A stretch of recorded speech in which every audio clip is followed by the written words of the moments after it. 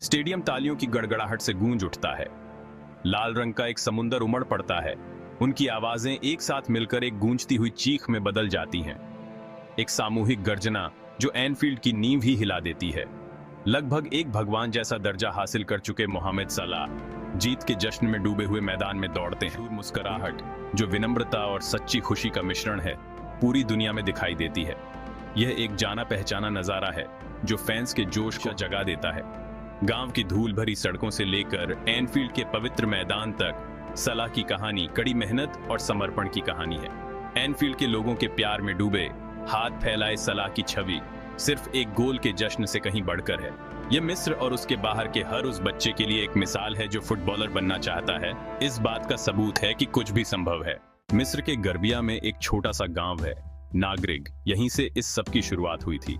यह साधारण सा गांव आगे चलकर एक बहुत बड़े फुटबॉल स्टार का पहला पड़ाव था।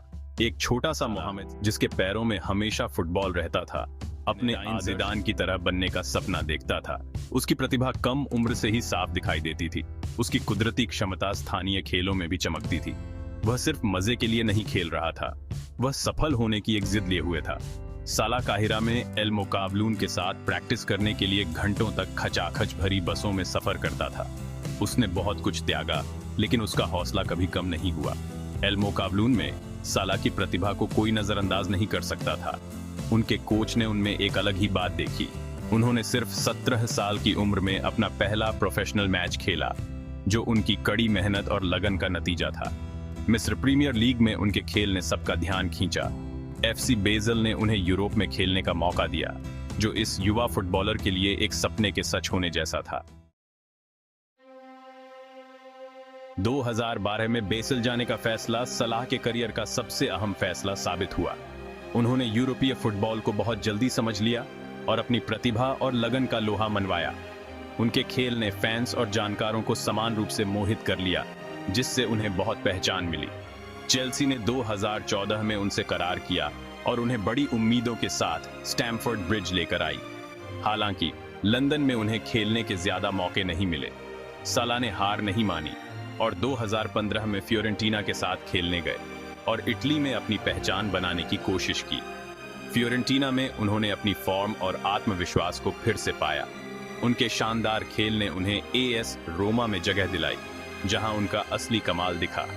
बेजल, चेल्सी और इतालवी क्लबों के साथ उनका सफर उनके धैर्य और दृढ़ संकल्प की कहानी कहता है। अगर आपको यह वीडियो पसंद आया हो तो कृपया मेरे चैनल को लाइक और सब्सक्राइब करें। 2017 में मोहम्मद सलाह ने प्रीमियर लीग में वापसी की, इस बार लिवरपूल की मशहूर लाल जर्सी पहनकर। यह एक ऐसा जोड़ा था जो एक दूसरे के लिए बना था। उनका खेल का असर तुरंत और गहरा था। उन्होंने एनफील्ड में धूम मचा दी।